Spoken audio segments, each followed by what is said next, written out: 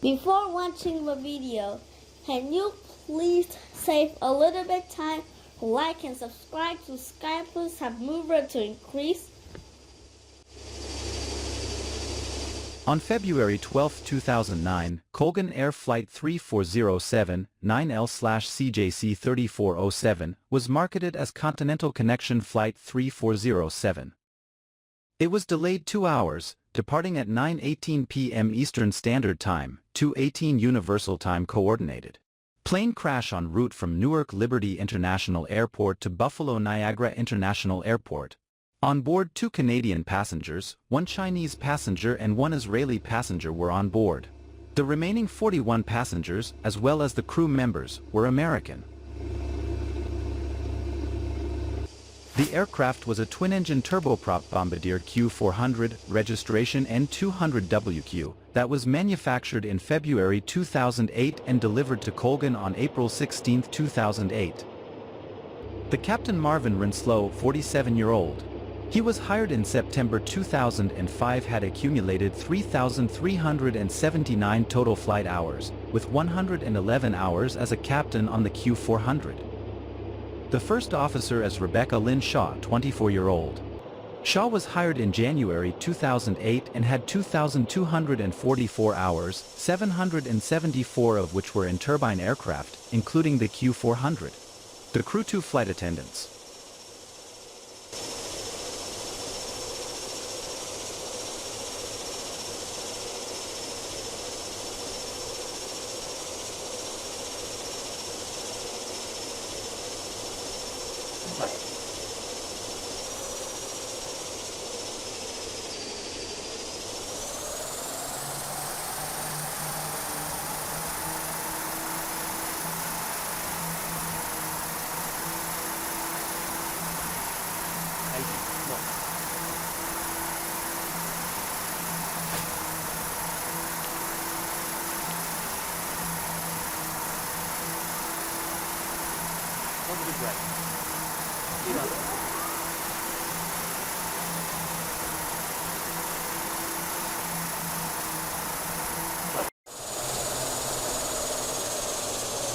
Shortly after the flight was cleared for an instrument landing system approach to runway 23 at Buffalo Niagara International Airport, it disappeared from radar. The weather consisted of light snow and fog with wind of 15 knots, 28 kilometers per hour. The de-icing system had been activated 11 minutes after takeoff. Shortly before the crash, the pilots discussed significant ice accretion on the aircraft's wings and windshield. This aircraft was 5 miles out, and all of a sudden we have no response to that aircraft. As ATC approach control was unable to receive any further response from the flight, the assistance of Delta Air Lines Flight 1998 and U.S. Airways Flight 1452 was requested, but neither was able to spot the missing plane. Following the clearance for final approach, landing gear and flaps, 5 degrees, were extended. The flight data recorder indicated that the airspeed had slowed to 145 knots, 269 kilometers per hour. The captain then called for the flaps to be increased to 15 degrees. The airspeed continued to slow to 135 knots, 250 kilometers per hour.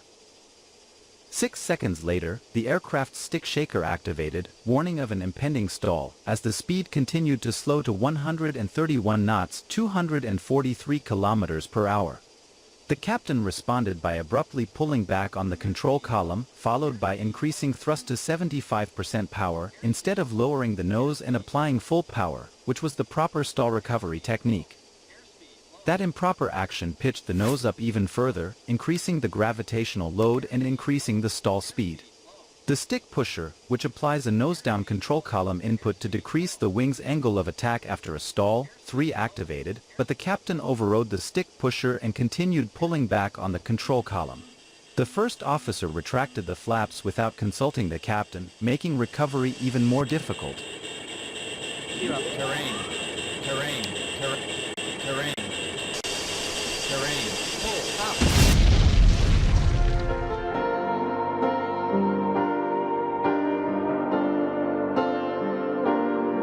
The aircraft burst into flames as the fuel tanks ruptured on impact, destroying the house of Douglas and Karen Wielinski and most of the plane.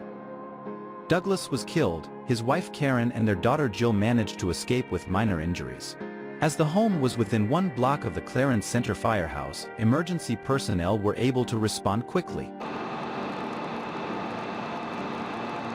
2 firefighters were injured and 12 nearby houses were evacuated. A total of 50 people were killed, 49 passengers and crew and a resident of the house that was struck. 4 injuries occurred on the ground, including 2 other people inside the home at the time of the crash.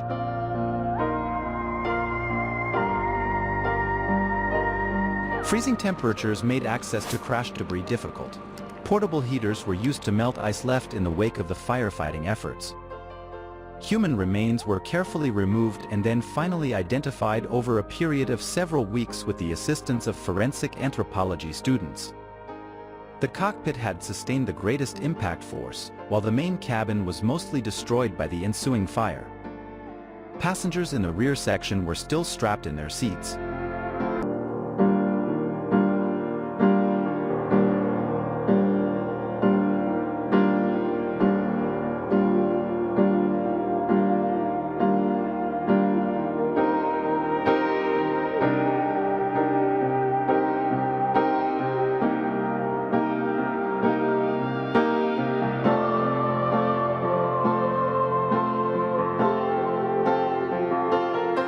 On February 2, 2010, the NTSB issued its final report.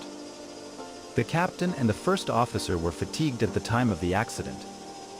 Another conclusion was the fact that both the captain and the first officer responded to the stall warning in a manner contrary to their training. The NTSB could not explain why the first officer retracted the flaps and suggested that the landing gear should also be retracted, although it did find that the current approach to stall training was inadequate. Thank you for watching the video. If you have an idea of flight, please comment below to everyone discuss.